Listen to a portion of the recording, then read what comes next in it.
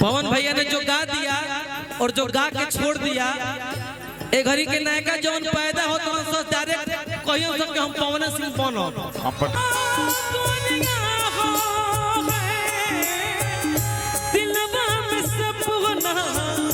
दिलवा में सपना जान काहे होला। तार चेहरा एक आदमी से मिला था लेकिन नाम ना ले, बड़ी सुघर लागत रू दादा। दिलवा में सपना जान काहे होला। अरे खड़ा होकर हो जा रघु भाई के तरफ से देखी बहुत पुरस्कार। जब ड्यूटी पे होले तो कबो कबो राती खा वीडियो कॉल करे ले, अब बड़ी गाना सुने ले भाई, बड़ी मजा आवेला। दिल से हार्दिक अभिनंदन। इतना पैसा आप हम पे लुटाई नहीं, ये पैसा नहीं प्यार है। दिलवा में सपना जान काहे होला। ए तेरी मौत आवा, ए तेरी ना ऐसे ना दौड़ के आवे का परी, दौड़ के हो जैसे दौड़ के एकदम दौड़ के गाला मिले के साथ उन्हें से दौड़ के प्यार में खखुआ लगा के धले के बाद लागे कि बड़ी दिन के बाद मिलल बड़ू का हो। दिलवा में सपना जान काहे होला। प्यार को बन चीज हट प्यार काहे होला। प्यार को बन चीज हट प्यार काहे होला। प्यार को बन चीज हट प्यार काहे होला।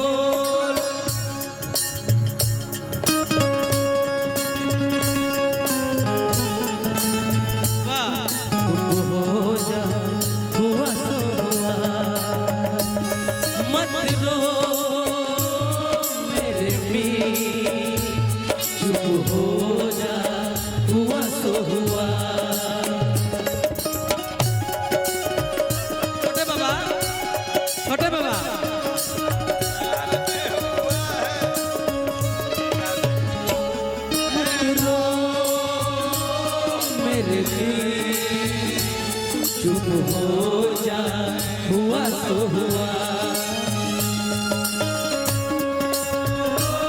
मेरे दिल चुप हो जा हुआ सो हुआ।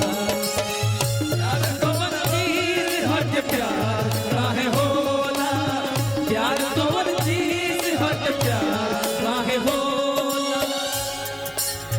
काहे न सहाला यार प्यार के जुदाई एक दिल से। काहे न सहाला यार प्यार के जुदाई एक दिल से। चिंता सताई दिला जिंदगी बितेला मुश्किल से। चिंता सताई दिला जिंदगी बितेला मुश्किल से। इगे ना बुझाला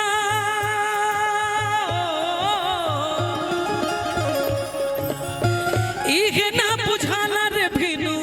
इगे ना बुझाला रे भिनु सन कब होला।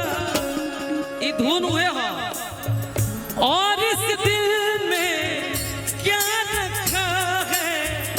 और इस दिल में क्या रखा है। तेरा ही दर्द छुपा रखा है। तेरा ही दर्द छुपा रखा है। चीर के देखो दिल मेरा, चीर के देखो दिल मेरा। तेरा ही नाम लिखा रखा है। तेरा ही नाम लिखा रखा है। प्यार कौन चीज हट प्यार काहे होला। प्यार कौन चीज हट प्यार काहे होला। अंतिम मंत्रा के भाव आराम से बैठो मान के चलो। ये आरा जिला रमना मैदान में हम तारा गोदी में लेटल होती। अब के पूछा था कि सास के गोदी में दबा सुतल बा बार सहारा। ये आरा रिगल होटल में संगे जीरा राइस बटर रोटी कढ़ाई पनीर खैले होती जाम। आई हमके छोड़ के चल जास तो दिल में दर्द होई कि ना होई?